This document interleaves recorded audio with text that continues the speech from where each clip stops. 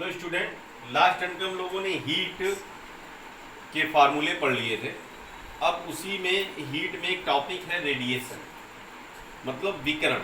तो आज हम लोग विकिरण और रेडिएशन के बारे में डिस्कशन करेंगे। तो आपने वहाँ सीखा था कि हीट एक प्लेस से दूसरे प्लेस पे जाने के 3 मेथड थे: कंडक्शन, कन्वेक्शन, रेडिएशन। चालन, संवहन, विकिरण। तो चालन तो हम लोगों ने ब्रीफली पढ़ लिया। अब हमें क्या पढ़ना है? रेडिएशन, विकिरण।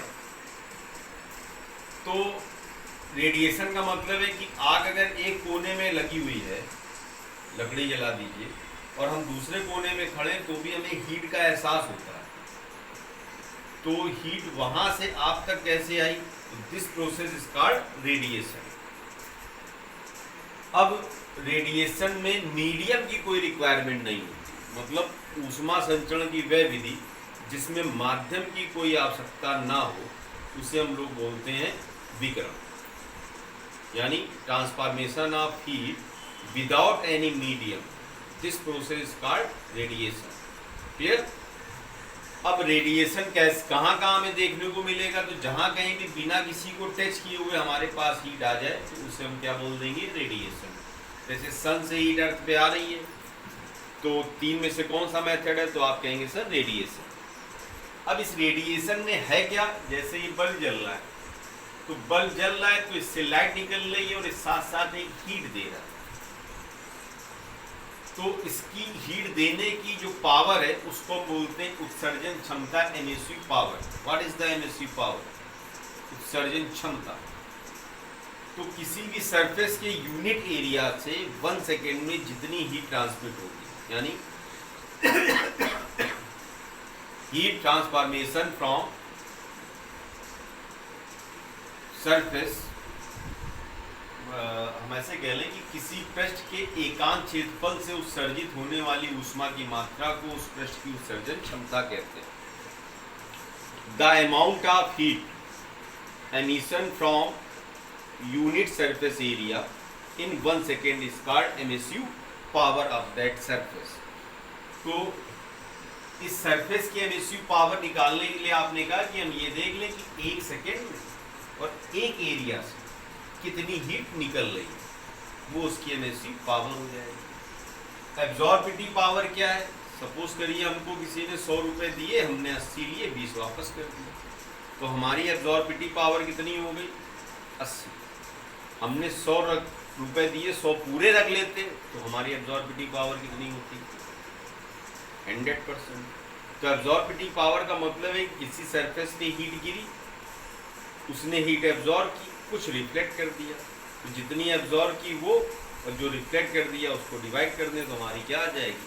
एब्जॉर्बिटिव पावर, है ना? तो एब्जॉर्बिटिव पावर का फार्मूला क्या बन जाएगा? पृष्ठ द्वारा अवशोषित विकिरण ऊर्जा बटे उसी समय आपतित कुल विकिरण ऊर्जा। जैसे हमने कहा 100 रुपए दिए, 80 रख लिए, तो 80 बटे क्या कर देंगे? 100, तो हमारी एब्जॉर्बिटिव पावर आ जाएगी। यानी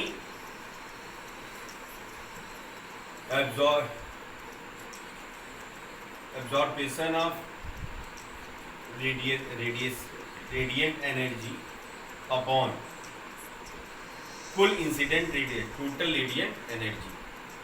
तो इन दो का जो रेशियो होगा इसको हम क्या बोल देंगे? एब्जॉर्बिटिव पावर।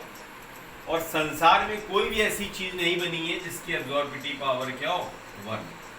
1 तब होगी कि जितना हमने उसको एनर्जी दी है टोटली क्या कर ले? एब्जॉर्ब कर ले। तो डिवाइड करने पे क्या आ जाएगा? जो ऐसा कर लेगा उसको बोलते हैं हम लोग परफेक्टली ब्लैक बॉडी। क्या बोलते हैं? Perfectly black body. ये वाइट भी हो सकती है, ब्लैक भी हो सकती है। जैसे सन है तो उससे ऑल वेवलेंथ की लाइट निकल रही है, जो सोर्स ऑल वेवलेंथ की लाइट एमिट करेगा वो देखने में वाइट दिखाई देगा। तो सन भी हमारा एक परफेक्टली ब्लैक बॉडी है। और जहाँ तक हम लोग काजल की बात करें तो उस पर जो भी लाइट गिराएंगे वो 99.98% तो एब्जॉर्व कर लेगा, लेकिन 0.02% क्या करेगा, रिफ्लेक्ट कर देगा। तो वही परफेक्टली ब्लैक बॉडी नहीं। तो जो चीज़ एब्जॉर्व करेगी वो ब्लैक दिखाई देगी, जो एमिट करेगी वो वाइट दिखाई देगी। लेकिन एक साइंटिस्ट हुए पेरी, उन्होंने एक परफेक्टली ब्लैक बॉडी बनाई। तो नेक्स्ट वीडियो में हम लोग परफेक्टली ब्लैक बॉडी के बारे में डिस्कशन करेंगे। तो रेडिएशन क्या होता है समझ में आ गया कि ऊष्मा संचरण की वह विधि जिसमें माध्यम की आवश्यकता न हो, मतलब ट्रांसफॉर्मेशन ऑफ हीट में मीडियम की कोई रिक्वायरमेंट ना हो। तो जिस प्रोसेस से हीट आएगी विदाउट एनी मीडियम, वहाँ पे हम बोल देंगे रेडिएशन हो रहा है। ओके, थैंक यू बेटा। वीडियो पूरा देखिए, चैनल को लाइक करिए, सब्सक्राइब करिए, कोई प्रॉब्लम हो हमसे शेयर करिए। Okay, thank you.